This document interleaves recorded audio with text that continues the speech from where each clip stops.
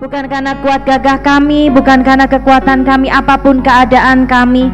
Dan seberapa banyak kami yang hadir malam hari ini Tuhan Yesus, kami percaya Tuhan, kami berkumpul di dalam nama-Mu dan Engkau hadir di tengah-tengah kami. Kami rindu mendengar suara-Mu. Tolong hamba-Mu yang lemah ini, tolong kami semua hamba-hamba-Mu ini Tuhan, kami siap mendengar firman-Mu dan kami percaya Engkau hadir dan memberkati kami. Di dalam nama Yesus Kristus kami berdoa dan mengucap syukur. Yang percaya Tuhan hadir katakan amin. Silakan duduk kembali. Saudaraku yang dikasihi Tuhan, hari ini saya akan menyampaikan sebuah tema tentang sebuah penyembahan. Sebuah tema penyembahan ini seringkali kita dengar saudaraku. Penyembahan. Saudaraku, siapa di sini suka nyanyi angkat tangan? Amin. Mungkin ada orang yang hobinya nggak nyanyi, tapi kalau disuruh sembah Tuhan, wah luar biasa. Ternyata saudaraku, menjadi seorang penyembah itu bukan sekedar seorang penyanyi. Orang yang suka nyanyi belum tentu jadi penyembah. Betul? Betul. Saya bukan dari kelahiran orang yang suka musik dan nyanyi saudaraku. Nah, supaya engkau menjadi penyembah, ternyata kita ini juga harus memiliki darah seorang penyembah. Wow. Darah penyembah ini apa maksudnya? Untuk menjadi kita memiliki caranya untuk memiliki darah seorang penyembah, yang pertama adalah tidak lain adalah ketika kita memiliki yang namanya Roh Kudus. Apa? Roh Kudus itu tinggal di dalam hati kita, hidup di dalam kita, sehingga firman Tuhan bilang, maka kita bisa menyebut Dia Abba, Dia Bapa. Tanpa Roh Kudus tinggal di dalam diri kita, tidak mungkin seseorang bisa memanggil Tuhan ya Abba, ya Bapa. Jadi kita supaya bisa menerima Roh Kudus gimana caranya? Bukan ditumpang tangan, tumpang kaki, celup kolam ya. Tetapi caranya adalah kita mempercayai Yesus Kristus sebagai Tuhan dan Juru Selamat kita. Roh Kudus masuk, lalu kemudian kita bisa menjadi seorang anak.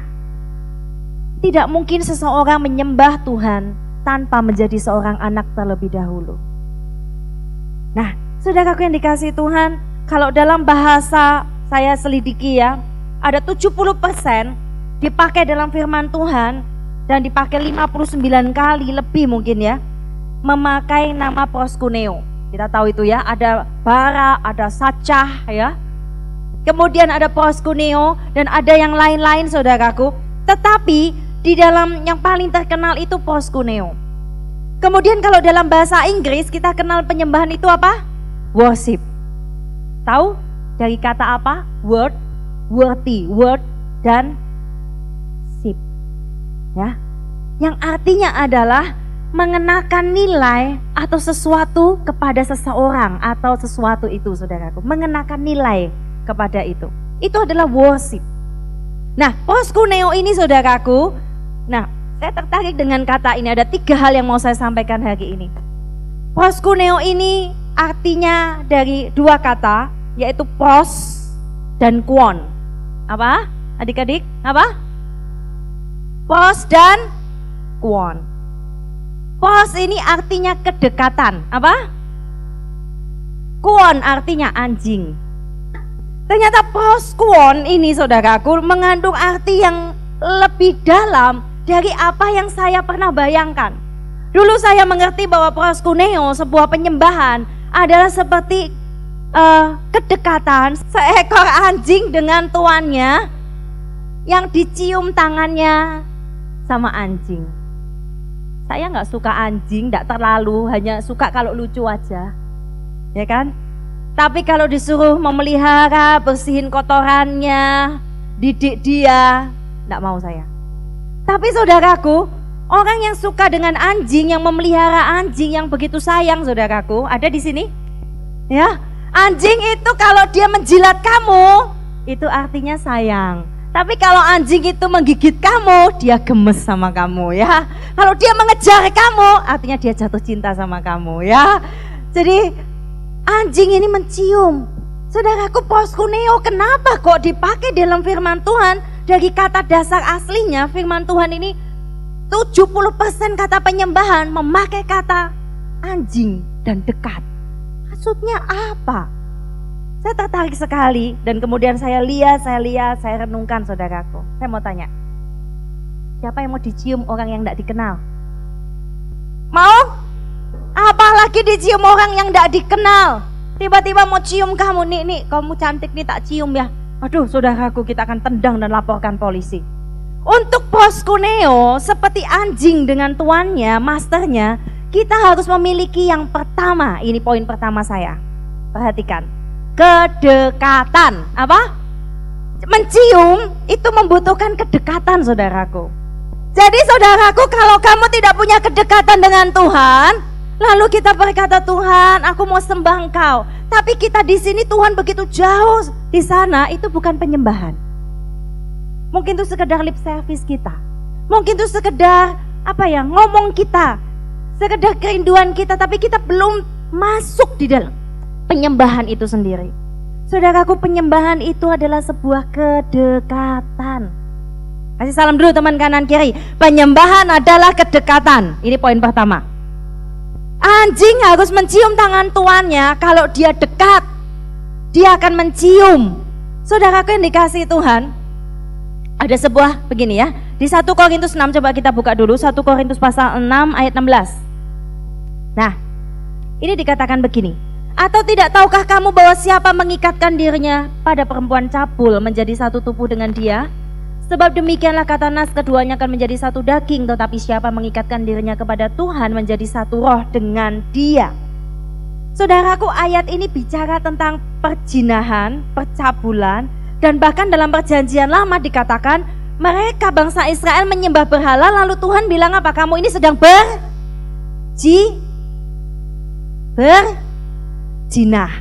Betul? Berarti ketika kita menyembah yang lain, Tuhan itu menyebut kamu tuh sudah berzinah. Loh, saya kasih tahu, kata jinah itu apa sih maksudnya? Jinah adalah melakukan hubungan seksual di luar nikah yang sah. Itu adalah zina atau tidak sah.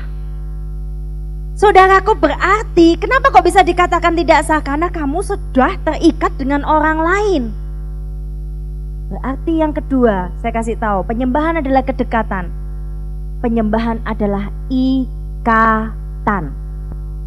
Ikatan apa? Tuhan tidak mungkin sampai begitu marahnya ketika bangsa Israel menyembah berhala kalau Tuhan tidak terikat dan bangsa Israel tidak terikat dengan Tuhan. Berarti mereka itu dianggap oleh Tuhan adalah istri, kekasih, bukan cuman teman,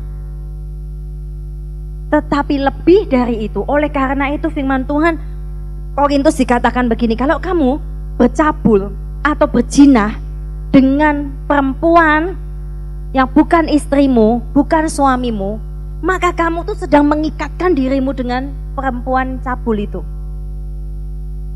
Dan kemarin kalau di retreat saya ingat Bapak Gembala cerita ya, kalau kamu suka melakukan hubungan seksual di luar nikah, saudaraku, kamu ini sedang menyatukan kutub, mengembangbiakkan kutub. Kamu punya kutub A, cewek itu punya kutub B. Kamu bergaul, bercabul dengan dia secara tubuh, saudaraku, tidak sah. Kamu sedang terikat dengan dia. Dan itu artinya kutuk itu akan transfer ya. Kutuk roh jahat itu akan mempunyai celah untuk masuk ke dalam kamu. Dan roh jahat yang mungkin itu kutuk-kutukmu ya, celah-celahmu, afon-afonmu, masuk ke dia. Jaga kekudusan. Amin. Kalau kita melakukan percabulan, saudaraku, ini sangat bahaya.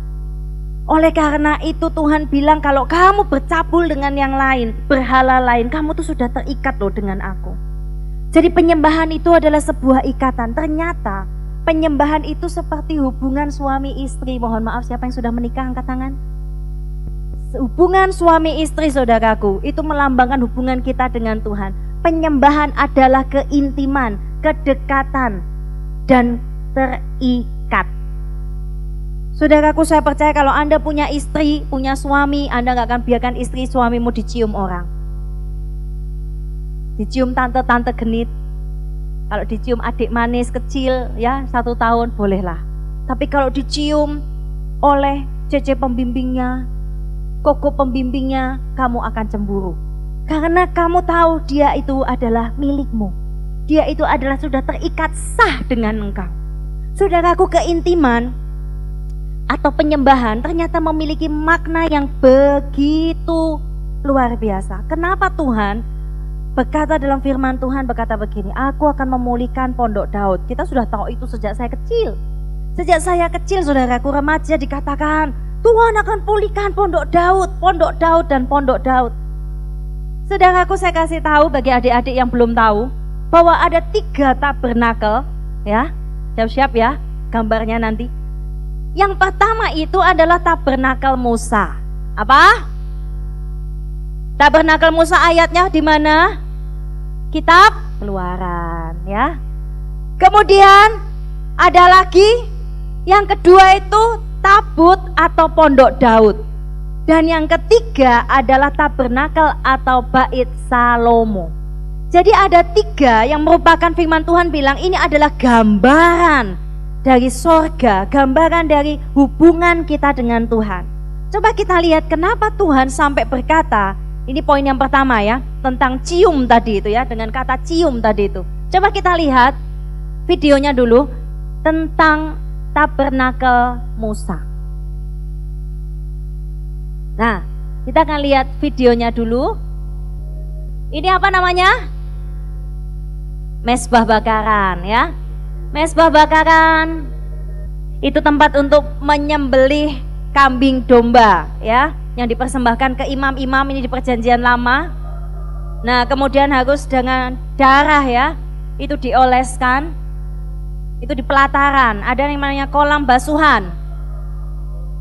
Kolam basuhan ini gunanya untuk mencuci ya, membasuh, menyucikan ya. Jadi harus nggak bisa sak penake dewek saudaraku ya, langsung masuk aja, nggak boleh. Kemudian kita masuk ke dalam tabernakel Musa yang disuruh Tuhan sendiri untuk buat ya. Nah, di ini ada yang namanya ruang kudus. Ada yang pertama ada menorah atau kaki dian, seperti lampu kita ya.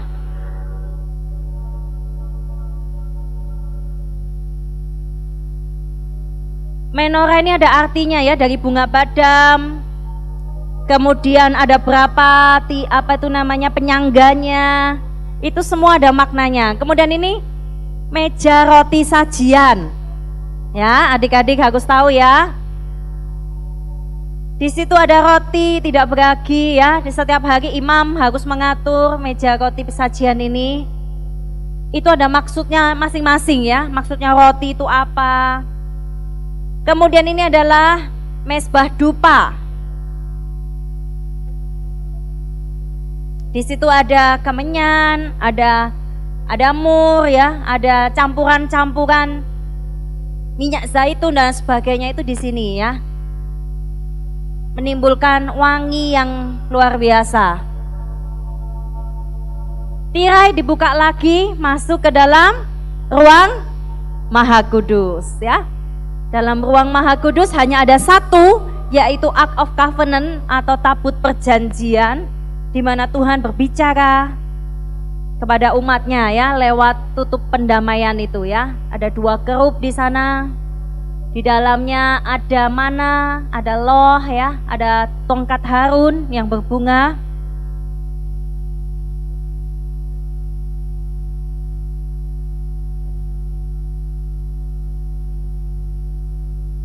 Nah, stop dulu.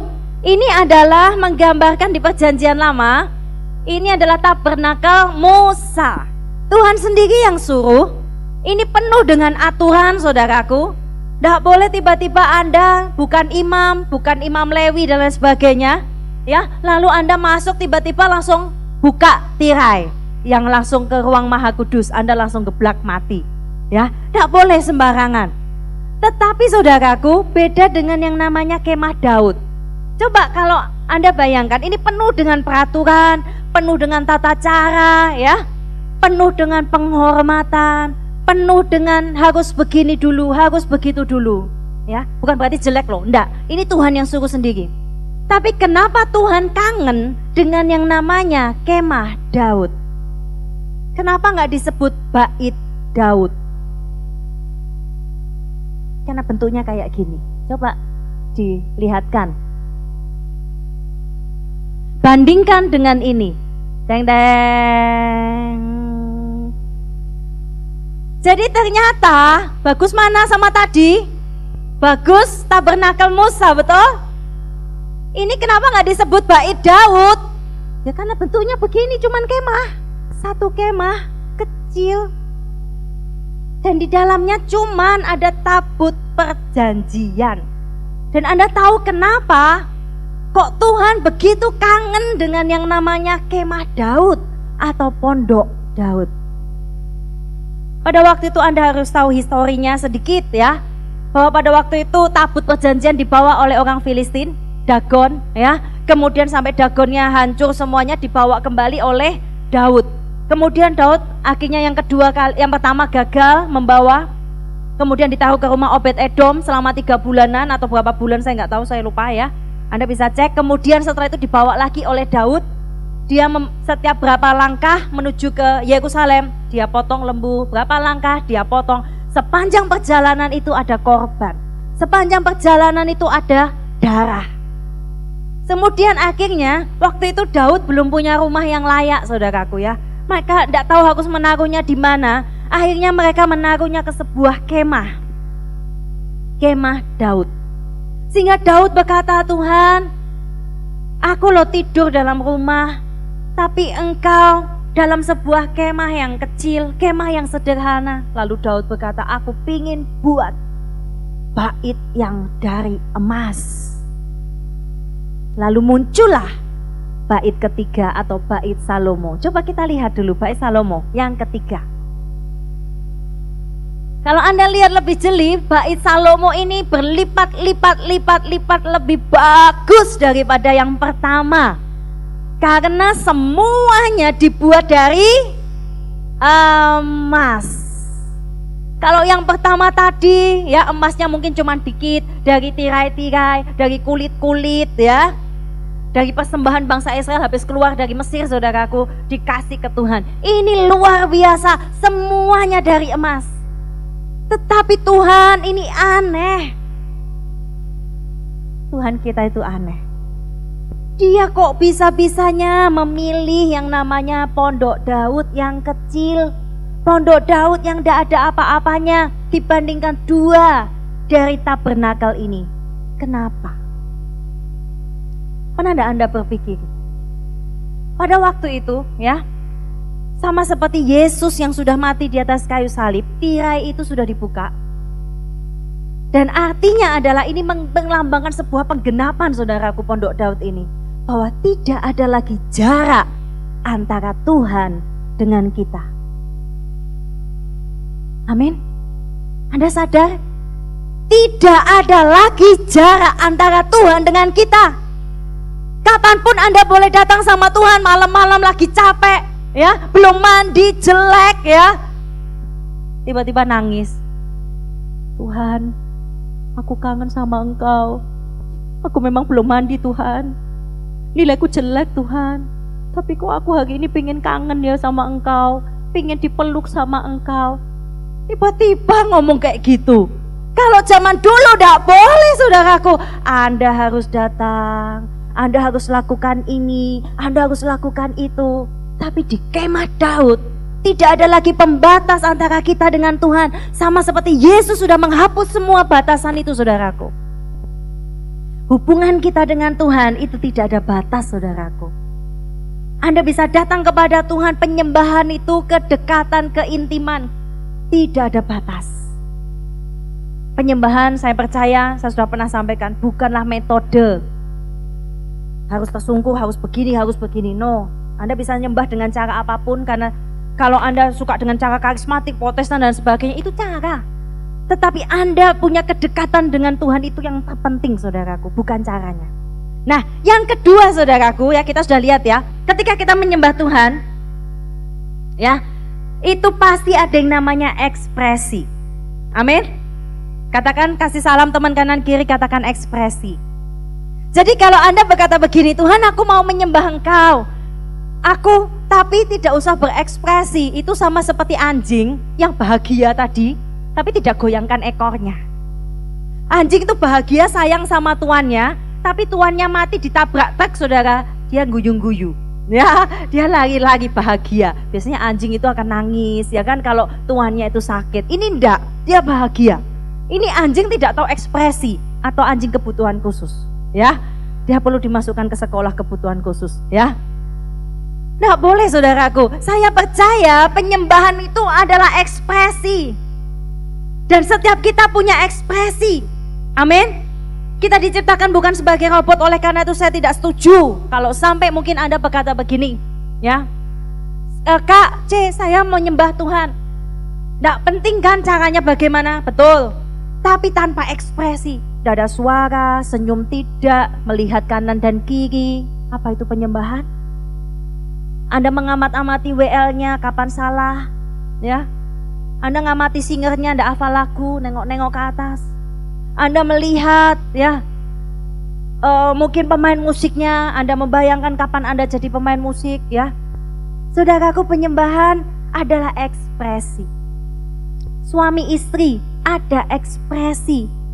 Cium itu ekspresi, saudaraku. Ketika Anda dicium sahabatmu, dicium mama rohanimu sesama cewek, ya.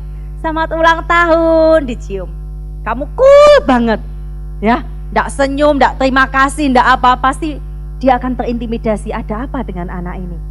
Ya, nggak suka ya aku kasih ucapan selamat ulang tahun ya. Apa aku bau ya, nggak mandi ya gitu ya. Dia akan berpikir tidak, saudaraku. Ciuman itu ekspresi. Jangan bayangkan yang kotor ya. Pikiran kotor akan selalu kotor. Saya ceritakan ini adalah tentang penyembahan. Yohanes 4 ayat 23, ayat yang sangat terkenal tentang menyembah dia dalam roh dan kebenaran, saudaraku. Gimana caranya? Ini ekspresi ini akan terjadi kalau itu meluap, ya. Ekspresi itu akan terjadi kalau ada sesuatu yang meluap dari dalam. Dan caranya meluap dari dalam itu bagaimana sih? Yang pertama, Anda harus ketemu dengan kebenaran itu. Anda akan menikmati kebenaran itu, menikmati Tuhan. Lalu Anda akan mulai memperkatakan itu. Orang yang menyembah Tuhan, saudaraku, itu harus memperkatakan kebenaran. Kalau Anda berkata, aku mau sembah Tuhan, lalu engkau nyanyi, ya, engkau nyanyi. Aku sangat kesepian, di sini ku sendiri, gitu ya. Oh Tuhan, tolong diriku, gitu ya. Ada nyanyi-nyanyi, nangis, gitu ya. Kalian mengasah bahwa oh itu menyembah, walaupun mungkin nadanya adalah do, la, re, sol, itu chord penyembahan, ya. Anda berkata, wih penyembahan, orang lain merasa itu menyembah Tuhan. Tapi saudaraku, kalau Anda tidak memperkatakan firman, maka itu bukan penyembahan yang sejati. Penyembahan yang sejati adalah bukan sekedar kita lapor sama Tuhan, tapi itu meluap dari hidup kita karena kita sudah bertemu dengan Tuhan. Yang kedua, kita menikmati kebaikan Tuhan, menikmati kebenaran itu. Saudaraku, saya percaya kita semua ini harus menikmati kebaikan Tuhan. Amin. Kalau kita nggak bisa menikmati kebaikan Tuhan, nggak bisa merasakan cintanya Tuhan, nggak bisa merasakan kemurahannya Tuhan, maka kita nggak akan pernah bisa menyembah Tuhan. Karena nggak ada apa-apa. Garing, di hati kita tuh garing, nggak ngalami apa-apa. Saya justru sering sekali, saudaraku, ketika saya sedang tertekan, saya nggak mendapatkan apa yang saya inginkan, jiwa saya lagi nggak baik, di situ minyak penyembahan itu justru keluar. Justru saya malah bisa menciptakan lagu di situ. Ketika lagu Pikul Salibku, saudaraku, lagu yang sangat tidak enak buat saya. Tidak semua yang kuinginkan harus kumiliki, harus kudapatkan, dan itu pasti baik bagiku. Tidak. Saya menulis itu dengan menangis, saudaraku. Saya berkata, Tuhan, aku tahu tidak semua yang aku pingin itu aku harus dapat. Karena saudaraku, saya tuh kepingin, misalnya kepingin sesuatu ya, saya tuh kepingin cepat. Saya dikasih tahu itu hawa nafsu loh. Hawa nafsu tuh kepingin cepat dan kepingin sesuai dengan caramu, itu hawa nafsu. Dan ketika Tuhan kasih lagu itu dalam hati saya, ya, menyangkal diri, itu tidak semua harus saya dapatkan. Sampai sekarang pun, saudara, ketika saya lagi nggak baik, saudaraku, apa yang saya inginkan nggak terjadi. Saya berdoa sama Tuhan, saya nangis. Saya bilang, Tuhan ya, aku percaya pada hatimu. Kau tahu yang terbaik buat aku. Itu minyak penyembahan, itu firman.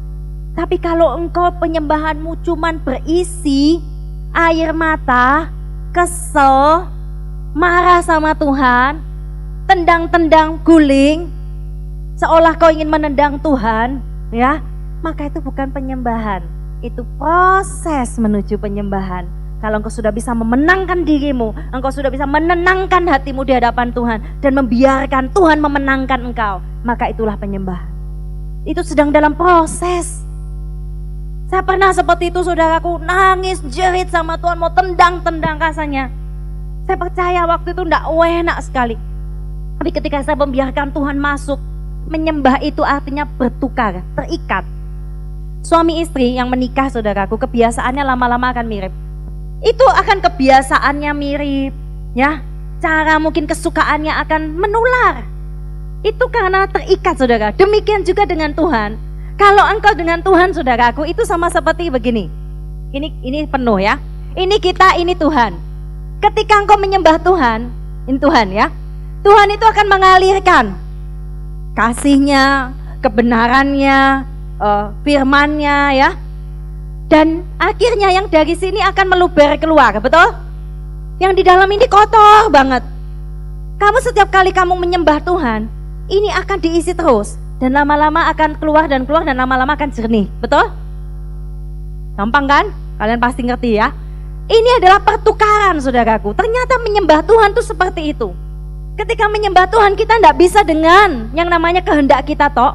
Tapi kita akan menerima kehendak Tuhan, mulai masuk dan mulai melembutkan hati kita untuk menerima kehendak Tuhan. Itu penyembahan. Kalau penyembahan, kamu masih kepingin maumu sendiri, Tuhan maunya sendiri gitu ya, Tuhan punya kehendak sendiri, dan kita tidak pernah mau bersatu. Ini bukan bersatu namanya. Yang namanya terikat, bersatu, penyembahan, proskuneo. Kita menjadi satu dengan Tuhan. Saudaraku, yang kedua ekspresi tadi, ya, kita harus memperkatakan, karena saya percaya dalam penyembahan itu ada kuasa yang luar biasa. Yang ketiga, Mazmur 108. Coba kita buka Mazmur pasal 108 ayat yang kedua. Hatiku siap ya Allah, ya. Saudaraku yang dikasih Tuhan, hatiku siap. Mazmur 96 ayat 9. Coba baca lagi Mazmur 96 ke belakang, 96 ayat yang ke-9. 2, 3. Dengan perhiaskan kekudusan. Yang ketiga, poin saya hari ini yang terakhir, saudaraku, adalah kesiapan. Apa? Kesiapan. Tahu enggak bahwa kalau Anda mau sembah Tuhan, Anda mau datang di hadapan Tuhan, itu perlu yang namanya kesiapan. Saudaraku, kalau Anda penyembahan pribadi di rumah, mungkin Anda ya kesiapan langsung spontanitas pada waktu itu. Anda ngomong sama Tuhan, bicara terus seperti tadi ya, berhubungan terus, ngomong dan lain sebagainya. Itu penyembahan pribadi kita. Tetapi apa bedanya dengan penyembahan di dalam korporat, saudaraku? Penyembahan secara korporat itu, bayangkan begini. Engkau punya suami, bayangkan ya, dalam hubungan pribadi kami. Satu saat dia ada dalam sebuah perayaan, saudaraku. Dan suami saya ini adalah seorang raja, ya. Dan ketika dia duduk di atas tahta, saudaraku, apakah dia tetap suami saya? Ya, betul. Dan ketika dia ada di tahta, saudaraku, ada begitu banyak orang. Tentunya saya tidak akan datang tiba-tiba ngalem-ngalem, ayo beliin aku bakso ya, sayang. Tidak boleh kan? Walaupun saya tahu dia itu suami saya, saudaraku, saya akan memandang dia dengan cinta dari bawah. Itu suami saya. Yang kedua, saya akan pandang suami saya dari bawah dengan kebanggaan. Yang ketiga, saya akan pandang suami saya dengan keintiman. Oh, saya kenal orang itu. Lalu saya ketika mari kita menyembah dia, mari kita menyembah Raja Daniel. Yang saya lakukan adalah menyembah dia sungguh-sungguh. Saya akan memberikan penghormatan karena saya kenal itu suami saya. Bedanya penyembahan korporat itu seperti itu. Nah, banyak orang tidak siap, saudaraku, ketika datang ke gereja, ya, itu tidak siap, hatinya nggak siap menyembah Tuhan. Akhirnya penyembahanmu garing. engkau nggak dapat apa-apa ke gereja, lalu engkau salahin gerejanya, engkau salahin WL-nya, engkau salahin pemain musiknya, engkau salahin lampunya, kasihan ya, engkau salahin AC-nya, salahin usher-nya kurang cantik, kurang baik, ya, tidak ada makan, ya. Karena kamu sebetulnya nggak siap. Ada sebuah ayat begini saudaraku, ini ngeri sekali, Yesaya 1 ayat 10. Yesaya 1, sudah mau selesai ya, Yesaya pasal 1 ayat 10, itu bilang begini, ini ngeri banget. Yesaya 1 ayat 10, dikatakan begini, dengarlah firman Tuhan, hai pemimpin manusia Sodom, perhatikan pengajaran Allah kita, hai rakyat manusia Gomora. Untuk apa itu korbanmu yang banyak-banyak, firman Tuhan? Aku sudah jemu dengan korban-korban bakaran berupa domba jantan dan akan lemak dari anak lembu gemukan. Darah lembu jantan dan domba-domba kami jantan tidak kusukai. Apabila kamu datang untuk menghadap di hadiratku, siapa yang menuntut itu daripadamu? Bahwa kamu menginjak-injak pelataran bait suciku. Jangan lagi membawa persembahanmu yang tidak sungguh, sebab baunya adalah kejijikan bagiku. Saudaraku, yang terakhir saudaraku tentang kesiapan ini, penyembahan adalah korban. Kasih salam dulu teman kanan kiri yang terakhir. Penyembahan adalah korban. Penyembahan adalah korban. Ternyata saudaraku, kalau Anda baca terus ya dari ayat itu sampai ayat yang ke-20, Anda akan tahu ternyata yang diinginkan Tuhan itu bukan lembu bakaran seperti di zaman tabernakel Musa. Mereka harus ngantri ngasih persembahan, dosa mereka diampuni, lalu ketika Tuhan datang mereka takut. Ya, tapi ketika Tuhan inginkan seperti pondok Daud tidak ada jarak. Tetapi saudaraku, penyembahan adalah korban, nggak sembarang. Korban ini bicara tentang ketaatan. Ketaatan itu korban loh. Dan korban itu penyembahan. Sekali lagi, ketaatan itu korban. Dan korban adalah penyembahan. Sudah belajar taat nggak? Yang kedua saudaraku, pertobatan adalah korban. Dan korban adalah penyembahan. Jadi saudaraku, menyembah Tuhan ini akan mengubahkan hidup kita. Bukan Tuhan saja yang diuntungkan dari penyembahan, karena Tuhan memang tidak butuh penyembahan kita sebetulnya. Tanpa kita pun dia sudah jadi Tuhan. Kita nggak seperti dewa mitos Yunani saudaraku, di mana dewa-dewanya saya lihat mitos saudaraku film sih. Mereka ini butuh penyembahan dan kasih sayang manusia supaya mereka itu kuat dan awet muda. Ya, ketika saya lihat film itu lucu banget ya. Kalau Tuhan sampai seperti ini saudaraku, sehingga mereka terjadi perebutan. Lalu manusia memberontak kepada dewa-dewa itu karena tidak usah kita sayang lagi kepada dewa ini. Ya, dewa ini nggak memberikan kita berkat dan sebagainya, akhirnya terjadi pemberontakan. Itu mitologi Yunani, film-film Yunani saudaraku. Sehingga saya berkata, wow, syukur sekali ya, Tuhan kita bukan Tuhan yang begitu. Kalau kita sembah Tuhan, Tuhan lebih kuat, Tuhan lebih besar, enggak. Tetapi justru kalau kita menyembah Tuhan, yang diuntungkan 100% itu kita. Ya, yang diuntungkan itu kita saudaraku, betul? Oleh karena itu mari menyembah Tuhan. Menyembah itu adalah kedekatan, keintiman. Menyembah itu adalah ekspresi, menyembah itu adalah korban saudaraku. Ekspresikan penyembahanmu. Kalau Anda berkata nyembah Tuhan tapi tidak ada ekspresi, tidak siap saudaraku, sama seperti ingat saya dan Daniel pokoknya. Ya, kalau Anda datang ke gereja siap, kemudian Anda menyembah Tuhan, mari sembah Tuhan. Kalau kamu kenal siapa yang ada di depan itu, maka engkau akan menyembah dengan cinta. Tidak mungkin ketika Daniel di depan, mari sembah raja, lalu karena saya tahu dia suami saya tidak mau nyembah. Tidak mungkin saudaraku, saya tahu saya akan sembah dia. Kalau Anda tahu siapa yang Anda sembah, di dalam ruang yang lebih besar, dalam sebuah perayaan, Anda pun akan membawa cinta Anda dari tempat yang tersembunyi dengan suamimu itu. Di bawah kaki raja, kamu akan tetap persembahkan yang terbaik.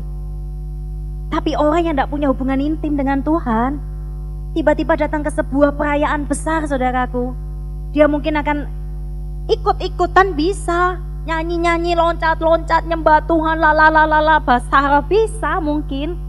Tetapi itu firman Tuhan bilang apa? Baunya kejijikan, aku gak kenal, karena aku gak punya hubungan sama engkau. Jadi intinya saudaraku, adalah seperti yang terakhir, ayat terakhir, Roma 12 ayat 1. Pemain musik boleh maju ke depan. Roma 12 ayat 1. Kita baca sama-sama Roma 12 ayat 1, 2, 3. Karena itu saudara-saudara, supaya ya, penyembahan adalah korban. Korban adalah penyembahan. Ya, saudaraku, jadi tubuh kita, hidup kita, seluruh hidup kita, itulah yang disebut sebagai penyembahan atau persembahan yang sejati di hadapan Tuhan. Mari kita tundukkan kepala kita renungkan firman Tuhan terlebih dahulu.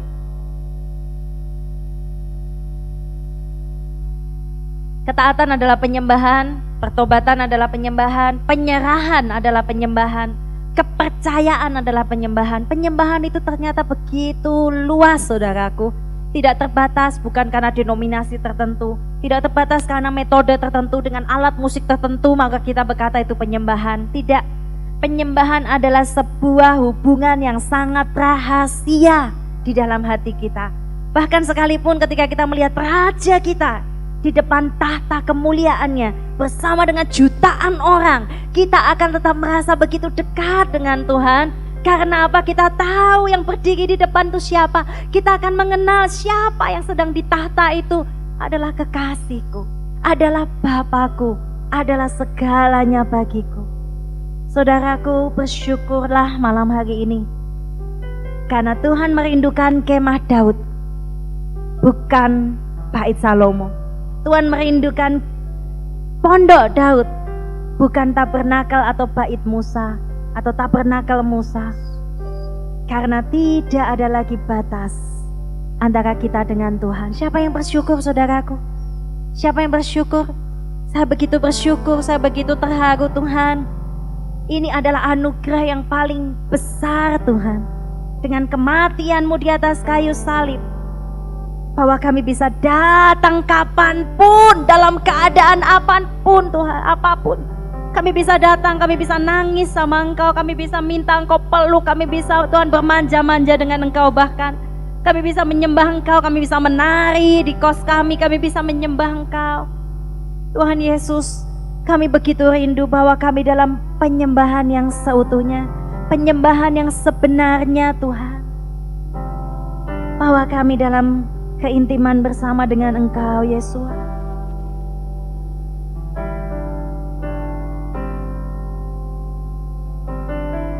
Siapkan hatimu adik-adikku yang dikasihi Tuhan. Dalam beberapa kali doa saya, saudaraku, dalam pertemuan ibadah, saya pernah merasakan bahwa Tuhan datang sebagai Raja. Ketika Tuhan datang sebagai Raja, keadaan di sekeliling penyembahan waktu itu rasanya begitu agung, begitu mulia, begitu suci. Saya tersungkur, saya menyembah Dia. Dia datang sebagai Raja duduk di atas tahta. Lalu saya bersama dengan kerumunan begitu banyak orang, saya melonjak-lonjak dan tangan saya ke atas, saudaraku, seperti berkata, Tuhan, ini aku, Kau lihat aku di sini. Saya melonjak-lonjak seperti seorang yang sedang merayakan sesuatu, saudaraku. Itu perayaan yang begitu indah yang gak pernah bisa saya lupakan. Saya pernah mengalami itu dalam doa-doa saya bersama dengan saudara-saudara seiman waktu itu. Bertemu Tuhan dalam perayaan itu menyenangkan. Oleh karena itu jangan jauhi pertemuan ibadah kita. Ada rahasia di dalam ibadah kita. Bukan kita gak bisa merasakan Tuhan lalu berarti Tuhan gak ada di situ, saudaraku. Berarti oh itu karena musiknya, oh itu karena WL-nya, itu karena apa. Bukan, hubungan dengan Tuhan. Itu masalahnya. Apakah Anda rindu berjumpa dengan Tuhan? Apakah Anda rindu melihat Tuhan di tahtanya?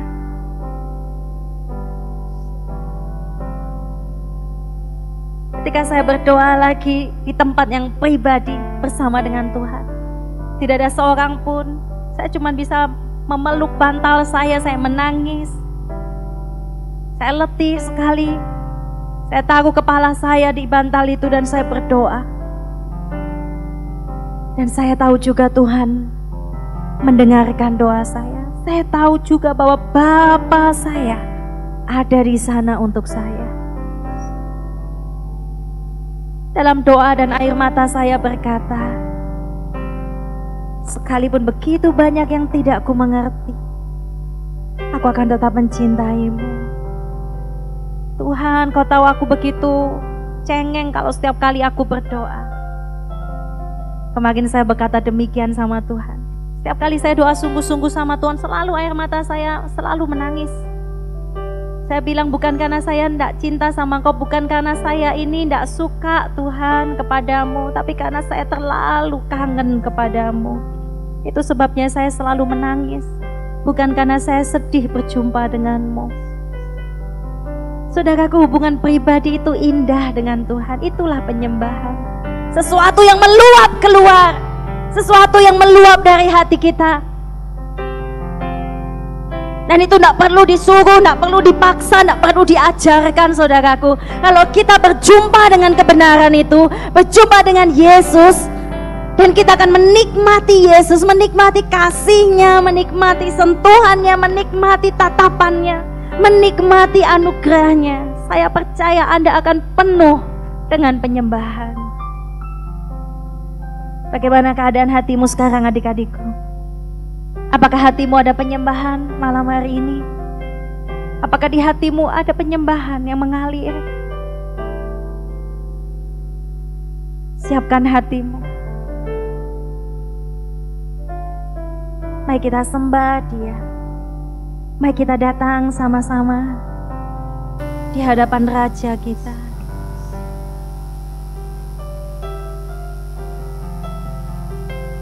Oh Yesus, kami menyembah-Mu.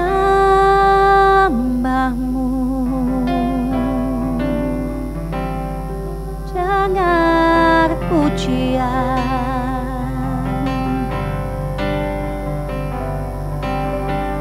kami mau memuji-Mu.